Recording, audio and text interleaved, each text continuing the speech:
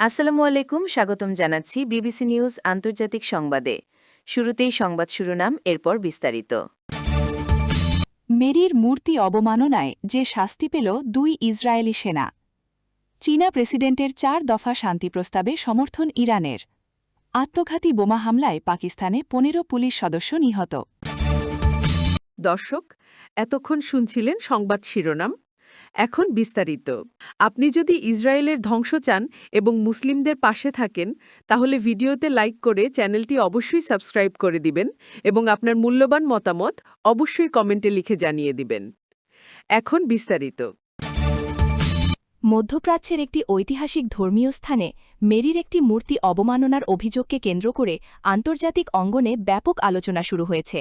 স্থানীয় সূত্রগুলোর তথ্য অনুযায়ী সেখানে দায়িত্ব পালন করতে যাওয়া 2 ইসরায়েলি সেনার আচরণকে ধর্মীয় অনুভূতির প্রতি অসম্মানজনক হিসেবে দেখা হয় এবং ঘটনার একটি ভিডিও সামাজিক মাধ্যমে ছড়িয়ে পড়ার পর দ্রুত প্রতিক্রিয়া তৈরি হয়। পরে সংশ্লিষ্ট কর্তৃপক্ষ বিষয়টি তদন্ত করে এবং অভিযুক্ত 2 সেনার বিরুদ্ধে প্রশাসনিক শাস্তিমূলক ব্যবস্থা নেওয়ার ঘোষণা দেয়। যদিও বিস্তারিত শাস্তির ধরন নিয়ে আনুষ্ঠানিকভাবে সীমিত তথ্য প্রকাশ করা হয়েছে, তবে কর্মকর্তারা জানিয়েছেন যে ধর্মীয় স্থান ও সাংস্কৃতিক ঐতিহ্যের প্রতি সম্মান বজায় রাখার বিষয়টি অত্যন্ত গুরুত্বের সঙ্গে দেখা হচ্ছে। বিশ্লেষকরা বলছেন, বর্তমান সময়ে ধর্মীয় ও সাংস্কৃতিক প্রতীককে কেন্দ্র করে মানুষের আবেগ অনেক বেশি সংবেদনশীল হয়ে উঠেছে। বিশেষ করে সামাজিক যোগাযোগ মাধ্যমের কারণে একটি ছোট ঘটনাও খুব দ্রুত আন্তর্জাতিক আলোচনায় পরিণত হয়। স্থানীয় বাসিন্দাদের অনেকেই গণমাধ্যমকে বলেছে তারা চান ভবিষ্যতে এমন সংবেদনশীল এলাকায় আরও সতর্কতা বজায় রাখা হোক এবং পারস্পরিক সম্মান ও সহনশীলতার পরিবেশ তৈরি করা হোক। আন্তর্জাতিক পর্যবেক্ষকদের মতে ধর্মীয় ঐতিহ্য রক্ষা কেবল একটি দেশের বিষয় নয়, বরং এটি বৈশ্বিক সামাজিক সম্প্রীতির সঙ্গেও জড়িত। এদিকে সামাজিক যোগাযোগ মাধ্যমে ঘটনাটি নিয়ে বিভিন্ন ধরনের মতামত দেখা গেছে। কেউ বলছেন দ্রুত প্রশাসনিক পদক্ষেপ পরিস্থিতি শান্ত রাখতে সহায়তা করেছে, আবার কেউ মনে করছেন ধর্মীয় স্থানে দায়িত্ব পালনকারীদের জন্য আরও সচেতনতা প্রশিক্ষণ জরুরি। বিশেষজ্ঞদের মতে বিশ্বের বিভিন্ন অঞ্চলে ধর্মীয় সম্প্রীতি ও সাংস্কৃতিক সহাবস্থান নিশ্চিত করতে হলে পারস্পরিক শ্রদ্ধাবোধ সবচেয়ে গুরুত্বপূর্ণ ভূমিকা পালন করে। অনেক আন্তর্জাতিক মানবাধিকার পর্যবেক্ষকও বলেছেন যে কোনো ধর্মীয় প্রতীক বা ঐতিহ্যের প্রতি সম্মান বজায় রাখা বিশ্বব্যাপী সামাজিক স্থিতিশীলতার জন্য ইতিবাচক বার্তা বহন করে। আন্তর্জাতিক কূটনৈতিক অঙ্গনে নতুন করে আলোচনায় এসেছে চীনা প্রেসিডেন্টের 4 দফা শান্তি প্রস্তাব, যেখানে ইরান আনুষ্ঠানিকভাবে এই উদ্যোগকে সমর্থন জানিয়েছে। আন্তর্জাতিক সংবাদ মাধ্যমগুলোর তথ্য অনুযায়ী সাম্প্রতিক আঞ্চলিক উত্তেজনা ও বৈশ্বিক অর্থনৈতিক অনিশ্চয়তার প্রেক্ষাপটে শান্তিপূর্ণ সমাধান, কূটনৈতিক সংলাপ, অর্থনৈতিক সহযোগিতা এবং আঞ্চলিক স্থিতিশীলতার উপর জোর দিয়ে এই প্রস্তাব উপস্থাপন করা হয়।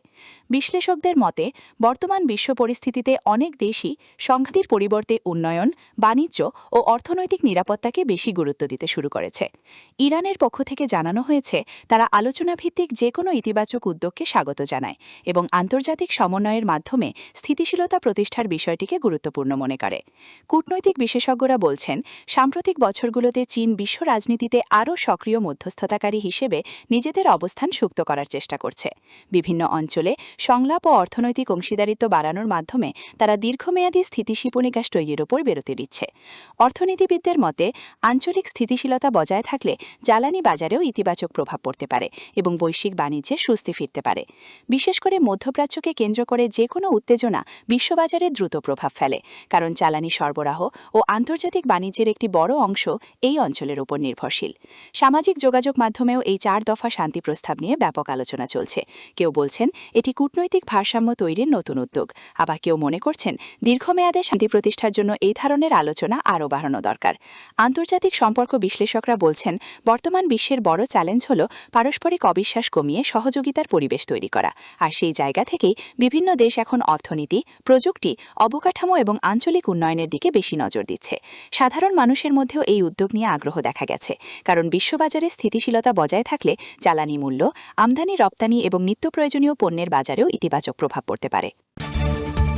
পাকিস্তানের একটি অঞ্চলে আত্মঘাতী বোমা হামলায় অন্তত 15 জন পুলিশ সদস্য নিহত হওয়ার ঘটনায় দেশজুড়ে উদ্বেগ তৈরি হয়েছে। আন্তর্জাতিক সংবাদ মাধ্যমগুলোর তথ্য অনুযায়ী একটি নিরাপত্তা টহল দলকে লক্ষ্য করে এই বিস্ফোরণের ঘটনা ঘটে এবং এতে আরও কয়েকজন আহত হন। ঘটনার পরপরই পুরো এলাকায় নিরাপত্তা ব্যবস্থা জোরদার করা হয় এবং তদন্ত কার্যক্রম শুরু করেছে সংশ্লিষ্ট কর্তৃপক্ষ। স্থানীয় বাসিন্দাদের অনেকে জানিয়েছেন, বিস্ফোরণের শব্দে আশপাশের এলাকা কেঁপে ওঠে এবং কিছু সময়ের জন্য আতঙ্ক ছড়িয়ে পড়ে। নিরাপত্তা বিশ্লেষকদের মতে, সাম্প্রতিক সময়ে বিভিন্ন অঞ্চলে আইনশৃঙ্খলা রক্ষাকারী বাহিনীর ওপর হামলার ঘটনা আবারও নিরাপত্তা পরিস্থিতিকে আলোচনায় নিয়ে এসেছে। পাকিস্তানের প্রশাসন জানিয়েছে, দায়ীদের শনাক্ত করতে কাজ চলছে এবং ভবিষ্যতে এমন ঘটনা ঠেকাতে অতিরিক্ত নিরাপত্তা ব্যবস্থা গ্রহণ করা হচ্ছে। আন্তর্জাতিক পর্যবেক্ষকদের মতে, আঞ্চলিক স্থিতিশীলতা নিশ্চিত করতে কেবল নিরাপত্তা ব্যবস্থাই নয়, বরং দীর্ঘমেয়াদী সামাজিক উন্নয়ন, শিক্ষা এবং কর্মসংস্থানের দিকেও সমান গুরুত্ব দেওয়া জরুরি। কারণ সামাজিক স্থিতিশীলতা শক্তিশালী হলে সহিংসা পরিস্থিতি কমিয়ে আনা সহজ হয়। বিশ্লেষকরা আরও বলছেন, আধুনিক প্রযুক্তি নির্ভর নজরদারি এবং বিভিন্ন দেশের মধ্যে গোয়েন্দা তথ্য আদান প্রদান বাড়ানো হলে নিরাপত্তা ব্যবস্থাকে আরও কার্যকর করা সম্ভব। আন্তর্জাতিক সম্প্রদায়ও এ ঘটনার পর উদ্বেগ প্রকাশ করেছে এবং ক্ষতিগ্রস্ত পরিবারগুলোর প্রতি সহানুভূতি জানানো হয়েছে। সামাজিক যোগাযোগ মাধ্যমে সাধারণ মানুষ আইনশৃঙ্খলা বাহিনীর সদস্যদের প্রতি সম্মান জানিয়ে নানা ধরনের বার্তা পোস্ট করছেন। অন্যদিকে অনেকেই বলছেন, সাধারণ মানুষের নিরাপত্তা নিশ্চিত করতে দীর্ঘমেয়াদী পরিকল্পনা গ্রহণ করা জরুরি। অর্থনৈতিক ও সামাজিক স্থিতিশীলতার সঙ্গে নিরাপত্তা পরিস্থিতির গভীর সম্পর্ক রয়েছে বলেও মত দিচ্ছেন বিশেষজ্ঞরা। তারা মনে করেন, তরুণদের জন্য শিক্ষা ও কর্মসংস্থানের সুযোগ বৃদ্ধি পেলে সমাজে ইতিবাচক পরিবর্তন আসতে পারে। দর্শক বন্ধুরা, বিশ্বজুড়ে ঘটে যাওয়া গুরুত্বপূর্ণ ঘটনাগুলোর নিরপেক্ষ ও সহজ বিশ্লেষণ পেতে ভিডিওটি শেয়ার করতে পারেন, লাইক দিতে পারেন এবং নতুন আপডেট পেতে চ্যানেলটি সাবস্ক্রাইব করে পাশে থাকা বেল আইকনটি অন করে রাখতে পারেন। আজকের মতো এখানেই শেষ করছি। ভালো থাকুন, সুস্থ থাকুন এবং বিশ্ব পরিস্থিতির সর্বশেষ খবর জানতে আমাদের সঙ্গেই থাকুন। ধন্যবাদ।